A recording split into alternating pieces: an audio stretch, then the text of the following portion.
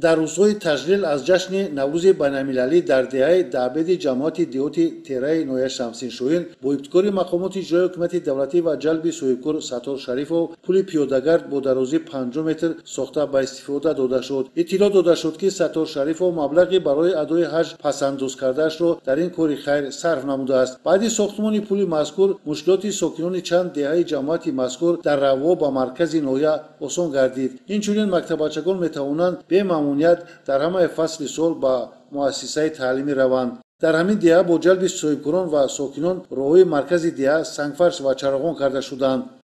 тантанаҳои наврӯзӣ дар майдони наврӯзгоҳ баргузор гардид. кадбонҳо аз ҳамаи диҳаҳои ҷамоат хони наврӯзӣ ороста хӯрокҳои хосии ин ҷашни ниёгонро омода карданд. суманаку оши бурида, далаю дигар хӯрокҳо аз алафҳои баҳориро пешниҳоди меҳмонон гардониданд. роҳбарияти ноҳия ва намояндаи ҳукумати ҷумҳурии тоҷикистон дар ноҳияи шамсиншоҳин кулли ҳозиронро бо ҷашни наврӯзи байналмилалӣ табрику таҳният гуфта иброз доштанд, ки наврӯз ҷашнест, ки ба ҳар як хонадон суруру шодмонӣ меорад. дар рӯзҳои ташғил аз ин ҷашн мардум дар баробари омодагӣ ба корҳои сарроӣ ба ободонию созандагӣ камари ҳиммат мебанданд. натиҷаи ин аст, ки имрӯз дар диҳаи даҳбед пули пиёдагард ба истифода супорида садҳо метр роҳҳо сангфарш карда шуданд ва ин корҳои ободонӣ дар саросари ноҳия идома дорад. дар ҳолати тантанавӣ ба як қатор соҳибкорони ватанӣ, ки дар корҳои ободонию бунёдкорӣ ба истифода супоридани иншооти таъиноти гуногун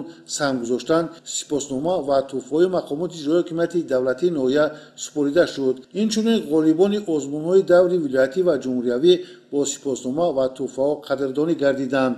дар идомаи чорабинии ҳунармандон ва ҳаваскорон барномаи фарҳангӣ иборат аз суруду рақсҳо ва оинҳои ин ҷашни ниёгон пешниҳоди ҳозирин гардониданд. ба саҳна ворид гардидани бобои деҳқону наврӯз ба чорабинӣ ҳусни дигар бахшид. ҳунармандони шинохтаи кишвар, ки ба наврӯзгоҳ омада буданд, бо пешниҳоди барномаи фарҳангӣ сокинони ноҳия ва кулли ҳозиринро табрик намуданд. дар як гӯшаи наврӯзгоҳ мусобиқаи гӯштини миллӣ баргузор гардид ва паҳлавонон аз шаҳру ноҳияҳои кишвар ва давлатҳои ҳамсоя дар он иштироку қувваозмоӣ карданд. шумораи паҳлавонони шинохта дар ин мусобиқа хеле зиёд буд ва мақомоти иҷроии ҳукумати давлатӣ бо соҳибкорон барои ғолибон тӯҳфаҳои арзишманд ва шоҳҷоиза 2 автомобилро гузошта буданд. дар ниҳояти мусобиқа баъди ғолибияти соф ба ҳарифон шоҳҷоиза насиби паҳлавони беҳтарини ин мусобиқа шариф назириев аз шаҳри кӯлоб ва субиддин халилзода аз шаҳри роғон гардид.